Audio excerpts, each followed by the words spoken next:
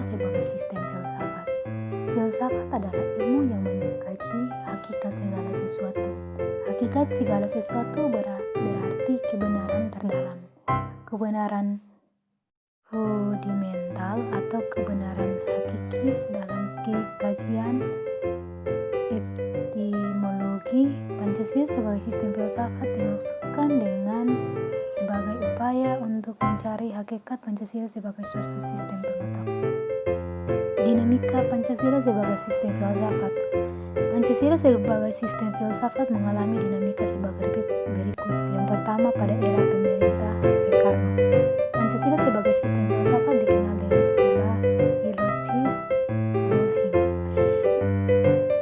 Gagasan tersebut merupakan renungan filosofis Soekarno atas rencana berdirinya gagasan negara Indonesia. Ide tersebut dimaksudkan sebagai dasar kerohanian bagi penyelenggaraan kehidupan bernegara.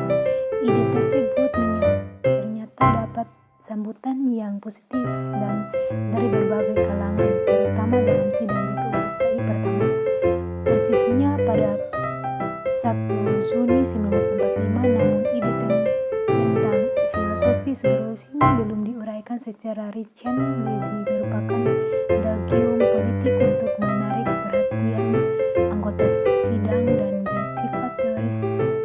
Pada masa itu Soekarno lebih menekankan bahwa Pancasila merupakan filsafat asli Indonesia yang dianggap dari akulturasi budaya bangsa ini.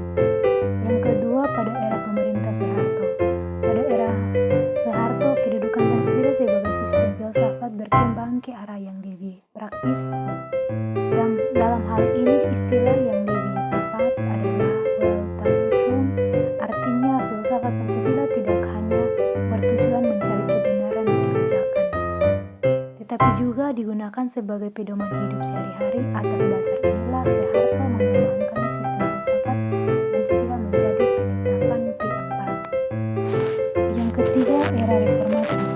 Pancasila sebagai sistem filsafat kurang terdengar resonansinya, namun Pancasila sebagai sistem filsafat bergema dalam wacana akademik, termasuk kritik dan renungan yang dilontarkan oleh Habibie dalam pidato 1 Juni 2011. Habibie menyatakan bahwa Pancasila seolah-olah tenggelam dalam pusaran sejarah masa lalu yang tidak lagi relevan untuk disertakan dalam dialektik reformasi. Pancasila seolah hilang dari memori kolektif bangsa Indonesia.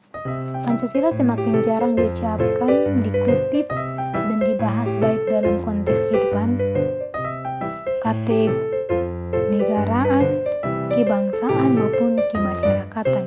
Pancasila seperti bersandar di sebuah lorong sunyi justru di tengah denyut kehidupan bangsa Indonesia yang semakin hiruk-pikuk dengan demokrasi dan kebebasan berpolitik. Atau Habibie 2011 1-2. Tentang Pancasila sebagai sistem filsafat.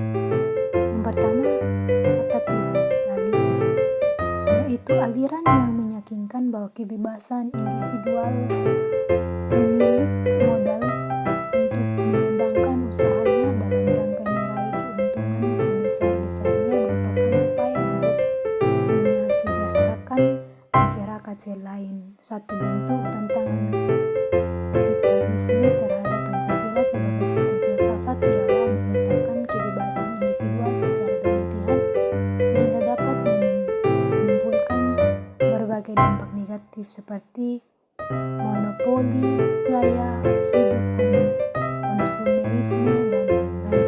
Yang kedua, komunisme.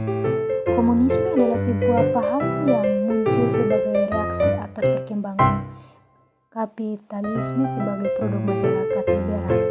Komunisme merupakan aliran yang meyakinkan bahwa kepemilikan modal dikuasai oleh negara untuk kemakmuran rakyat secara merata. Salah satu bentuk tantangan komunisme terhadap Pancasila sebagai